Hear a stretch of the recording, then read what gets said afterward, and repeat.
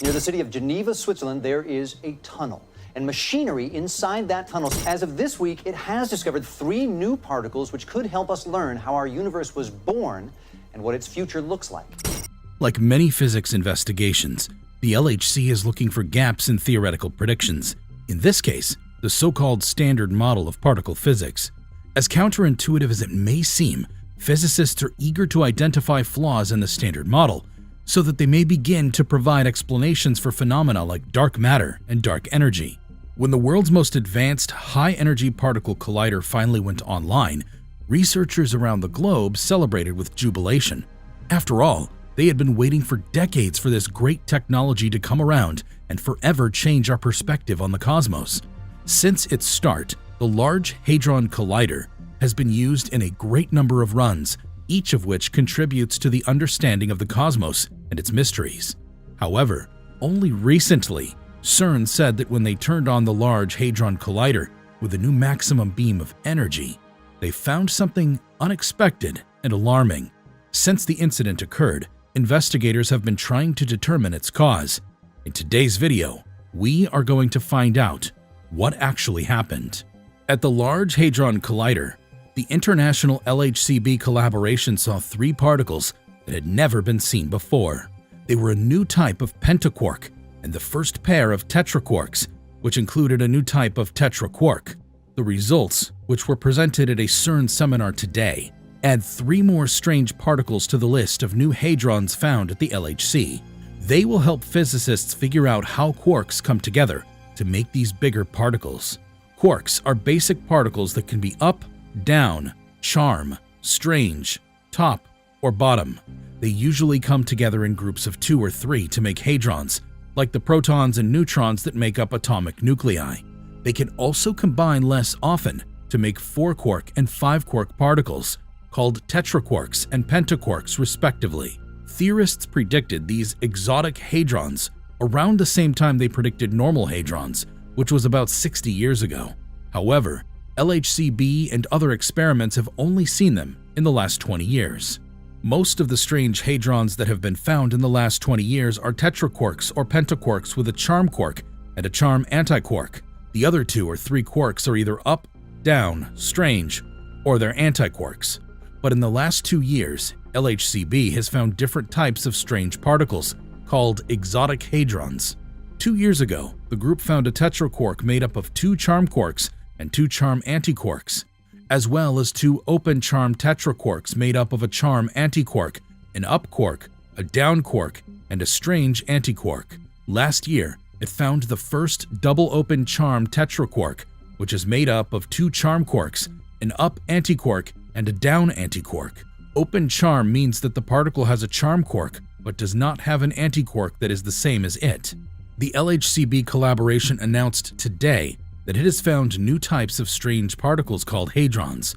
The first kind is called a pentaquark. It is made up of a charm quark, a charm antiquark, an up quark, a down quark, and a strange quark. It was found by looking at the decays of negatively charged B mesons. It is the first time a strange quark has been found in a pentaquark. The statistical significance of the finding is a huge 15 standard deviations, which is a lot more than the 5 standard deviations that are needed to say that a particle was seen in particle physics. The second kind is a tetraquark with 2 electric charges. It is an open charm tetraquark made up of a charm quark, a strange antiquark, an up quark, and a down antiquark. It was found along with its neutral counterpart when the decays of positively charged and neutral B mesons were looked at together. The new tetraquarks are the first pair of tetraquarks to be seen. They were found with a statistical significance of 6.5 for a double-charged particle and 8 for a neutral particle. Niels Tuning, who is in charge of the physics at LHCb, says, "The more analyses we do, the more kinds of strange hadrons we find. We are in a time of discovery that is similar to the 1950s, when a particle zoo of hadrons started to be found, which led to the quark model of normal hadrons in the 1960s. We are working on Particle Zoo 2.0. Chris Parks, a spokesperson for LHCb, says, "Finding new kinds of tetraquarks and pentaquarks and measuring their properties will help theorists build a unified model of exotic hadrons, the exact nature of which is mostly unknown. it will also help us understand hadrons in general. Some theories say that exotic hadrons are made up of a single unit of tightly bound quarks, while other theories say that they are made up of two standard hadrons that are loosely bound together in a molecule-like structure. Time and more research into exotic hadrons are the only ways to find out if these particles are one, the other, or both. In just 10 years, physicists have made huge strides in our understanding of the universe. They were able to confirm early on that the particle found in 2012 is indeed the Higgs boson, and they have also been able to start putting together a picture of how a Higgs field came to be everywhere in the universe, a tenth of a billionth of a second after the Big Bang. The new journey so far. The international ATLAS and CMS collaborations found a new particle in 2012. It looked a lot like the Higgs boson, which was predicted by the Standard Model. But was it really that much-wanted particle? As soon as they made the discovery, ATLAS and CMS set out to find out if the properties of the particle they had found really did match what the Standard Model said they would be. Using data from the new particle's decay into two photons, which are the carriers of the electromagnetic force, the experiments have shown that the new particle doesn't have any quantum spin or intrinsic angular momentum, just like the Higgs boson predicted by the Standard Model. All other known elementary particles, like the up and down quarks that make up protons and neutrons, and the W and Z bosons that carry forces, don't have this property. ATLAS and CMS confirmed that, as predicted by the Standard Model, W and Z bosons gain mass when they interact with the Higgs field. They did this by watching the Higgs bosons come from and break down into pairs of W and Z bosons. The short range of the weak force is due to how strong these interactions are. The weak force is behind a type of radioactivity and starts the nuclear fusion reaction that powers the sun. The experiments have also shown, as predicted by the Standard Model, that the top quark, bottom quark, and tau lepton, which are the heaviest fermions, get their mass from how they interact with the Higgs field. In the case of the top quark, they saw the Higgs boson being made along with two top quarks. In the cases of the bottom quark and tau lepton, they saw the boson breaking down into two bottom quarks, or tau leptons.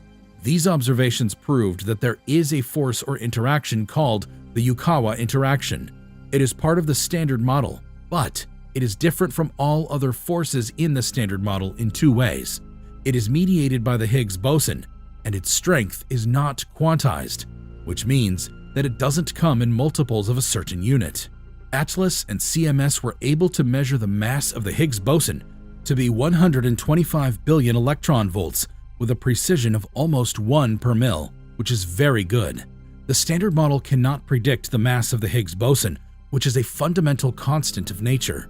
Also, the mass of the Higgs boson, along with the mass of the top quark, which is the heaviest known elementary particle, and other parameters, may be able to tell us how stable the vacuum of the universe is. These are just a few of the concrete results of 10 years of studying the Higgs boson at the world's largest and most powerful collider, which is the only place where this unique particle can be made and studied in detail. The LHC's large data samples, the excellent performance of the ATLAS and CMS detectors, and new analysis techniques have allowed both collaborations to measure the Higgs boson with more precision than was thought possible when the experiments were designed, says Andreas Hecker, a spokesperson for ATLAS. Also, since the LHC started smashing protons together at record energies in 2010, and thanks to the unprecedented sensitivity and precision of the four main experiments, the LHC collaborations have found more than 60 composite particles predicted by the Standard Model, some of which are exotic tetraquarks and pentaquarks. The experiments have also found some interesting hints of deviations from the Standard Model that need more research. They have also studied the quark-gluon plasma that filled the early universe in a way that has never been done before. They have also seen many rare particle processes, made ever more precise measurements of the Standard Model phenomena, and broken new ground in their search for new particles beyond those predicted by the Standard Model, including particles that may make up dark matter, which makes up most of the mass in the universe. The results of these searches add to what we know about basic physics in important ways. Surprisingly, all of the LHC results that have been found so far are based on only 5% of all the data that the collider will ever give. Even with this small sample, the LHC has helped us learn a lot about elementary particles and how they interact. So far, all the results are in line with the standard model, but there is still a lot of room for new things to happen that aren't predicted by this theory. The journey that still lies ahead. After 10 years, what is there left to learn about the Higgs field and the Higgs boson? A lot. Does the Higgs field also give the lighter fermions mass? Or could something else be going on? Is the Higgs boson a simple particle or a complex one? Can it interact with dark matter to find out what it is and how it works? What gives the Higgs boson its mass and makes it interact with itself? Does it have any siblings or twins? Finding the answers to these and other interesting questions will not only help us learn more about how the universe works on the smallest scales, but it may also help us solve some of the biggest mysteries about the universe as a whole, like how it got to be the way it is and what might happen to it in the end. The way the Higgs boson interacts with itself could help us figure out why there is an imbalance between matter and antimatter, and why the vacuum in the universe stays stable. Some of these questions might be answered by data from the LHC's upcoming third run, or from the LHC's major upgrade, the High Luminosity LHC, which won't be ready until 2029. However, it is thought that the LHC won't be able to solve all of these mysteries and that a future Higgs factory will be needed. In response to a suggestion in the most recent update of the European Strategy for Particle Physics, CERN and its international partners are looking into the technical and financial feasibility of the future circular collider, a much bigger and more powerful machine. Jean Judice, head of CERN's theory department, says that high-energy colliders are still the most powerful microscopes we have to look at nature on the smallest scales and figure out the basic rules that govern the universe. These machines also do a lot of good for society as a whole. High-energy colliders have had a big impact on society through their accelerator, detector, and computing technologies. For example, the World Wide Web, the PET or positron emission tomography scanner, and the design of accelerators for hadron therapy, which is used to treat cancer, were all made possible by these technologies. Also, the planning, building, and running of particle physics colliders and experiments have trained new generations of scientists and professionals in other fields and created a new way for people from different countries to work together. That pretty much wraps this video up, guys. Thanks for watching. So, what are your thoughts about these astonishing discoveries at CERN Labs? Share with us in the comments below. Make sure you subscribe to this channel with a bell notification if you enjoy watching our content.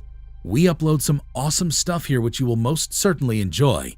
Hit a like on this video and leave a comment below. See you guys in the next one.